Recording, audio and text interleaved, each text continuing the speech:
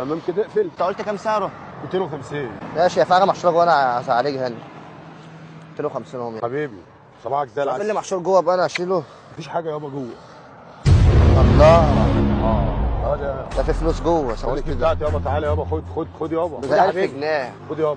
بقولك ايه بقى 1000 جنيه خد بتاعتي؟ يابا في الكوتش يابا، ما الحاجه دي يا عم بتاعتي. انا حسبتك على الكوتشي 1000 جنيه اللي بتاعتي. طب انت مش الكوتش دي انت جايبه منين يابا؟ هو انت معاك فلوس اصلا؟ الفلوس يابا انا حاططها في الكوتش يابا. خلاص يا عم خد الكوتشي اهو يا عم. بعد اذنك اديني الفلوس. فلوس ايه يا باشا؟ قعدت تطلع على النبي يا باشا. ايوه انا اللي كنت هنا من شويه، في ايه يا جماعه؟ طيب الكوتشي انا ما اعرفش اقول لك بس. الكوتش والكوتش دي فيه فلوس، والفلوس دي بتاعتي انا حاططها هنا، حاططها في قلب الكوتش. انت اللي حاطط الفلوس؟ اه انا اللي حاطط الفلوس. انا كنت لسه قايسه ما كانش في حاجه. مين اللي قال لك الكلام ده يا باشا؟ ايوه انا كان معايا في جيبي فلوس وقعت مني، زمانها وقعت في الكوتشي. لا يا باشا، الكوتش ده الفلوس بتاعتي تاني. 1000 جنيه صح؟ الفلوس ده 1000 جنيه. ال 1000 جنيه دي بتاع تاني. لا يا عم بتاعتك ازاي كان حاططهم في الكوتش؟